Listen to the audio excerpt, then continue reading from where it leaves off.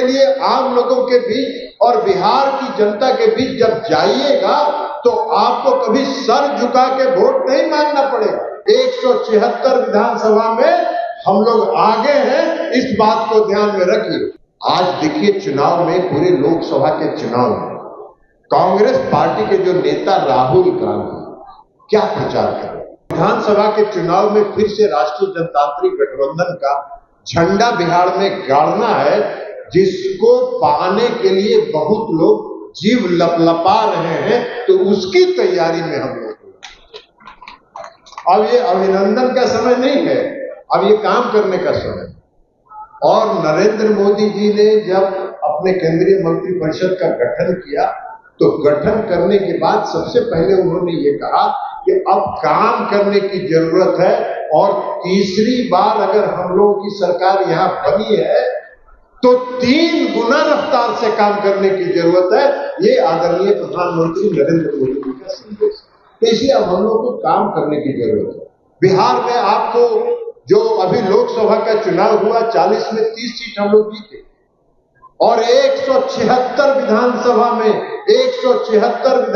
में हम लोग आगे हैं, इस बात को ध्यान में रखिए। अभी सम्राट चौधरी जी कह रहे थे कि पिछला रिकॉर्ड तोड़ना है, 2010 का रिकॉर्ड तोड़ना है। अरे 2010 का रिकॉर्ड तोड़ने में 176 तो अभी आप जीते हुए हैं।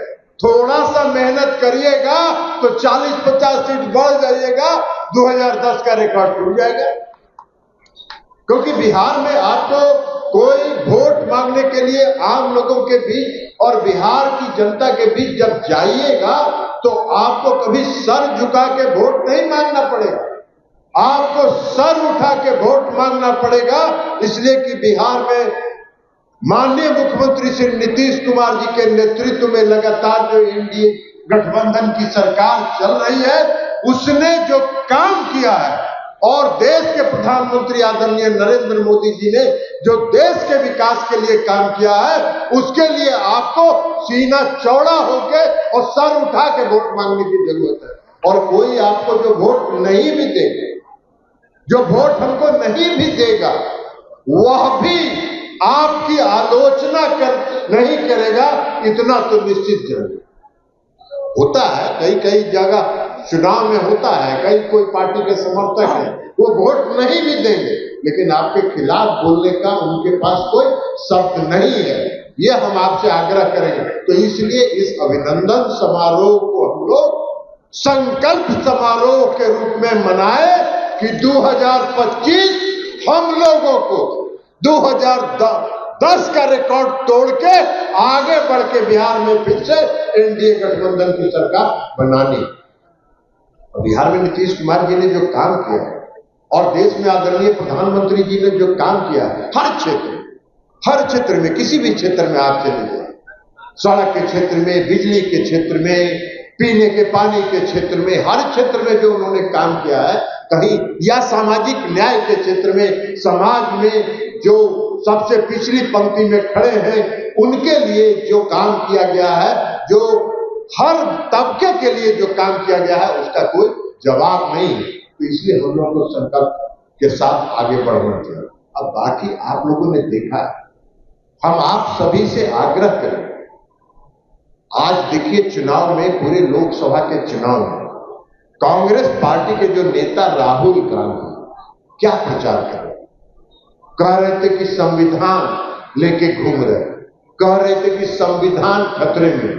और जब राष्ट्रीय जनतांत्रिक गठबंधन के संसदीय दल की बैठक थी, उस बैठक में जो देश के आदरणीय प्रधानमंत्री नरेंद्र मोदी जी आए, तो सबसे पहले उन्होंने भारत के संविधान को नतमस्तक होके प्रणाम किया, और तब राष्ट्रीय जनतांत्रिक गठबंधन के नेता जो व्यक्ति भारत के संविधान के प्रति इतनी आस्था रखता हो, उसके बारे में चुनाव में प्रचार किया। और कांग्रेस पार्टी को देखिए, हम लोग भी बहुत से मामलों में डिफेंसिव हो गए। डिफेंसिव होने की जरूरत नहीं है, इसलिए कि इनको संविधान की चर्चा करने का हक नहीं है। आप सब लोग, हम लोग तो भुक्तभोगी हैं, मेरे जैसा तो व्यक्ति भुक्तभोगी है, 1974 के आंदोलन में जेल गए, मीसा में रहे। तो इसलिए हम लोगों ने तो देखा कि जिसने संविधान को तार तार कर दिया, जिसने संविधान को फाड़ फाड़ के धज्जी उड़ा दिया, वह आदमी संविधान की बात कर रहा है। इसके बड़ा कोई नहीं है। जब 1975 में इमरजेंसी लागू हुआ, आप में से बहुत लोगों ने उस इमरजेंसी का काल देखा होगा, लेकिन जो नौजवान हैं, जो अभी की पीढ़ी के लोग हैं, उन्होंने इमरजेंसी नहीं देखी। इमरजेंसी जिस दिन लागू हुआ था, पूरे देश में सन्नाटा छा गया था और पूरे देश में भय का वातावरण छा गया था। प्रेस को आजादी नहीं थी, प्रेस को आजादी नहीं थी। मीसा को में जिसको पकड़ के बंद करते थे, उनमें उसको रिव्यू करने का, उसकी समीक्षा करने का जो कोर्ट को अधिकार था, उसका अधिकार छीन लिया गया। सब लोगों के मुंह पर ताला लगा दिया गया। फंडामेंटल राइट जो आम जनता का है, बोलने की ताकत, शक्ति, उसको बंद कर दिया गया। और संविधान को, जो 5 साल के लिए चुनाव होता है लोकसभा और विधानसभा का, संविधान में संशोधन करके 6 साल का उसको कार्यकाल कर दिया। ये तो संविधान की धज्जी उड़ा है। जो श्रीमती इंदिरा गांधी के समय में इमरजेंसी जो लगा, वो संविधान के काले अक्षरों में लिखा गया। तो इसलिए आप साथियों, हम आपसे भी आग्रह करें, आप सभी लोग सोशल मीडिया से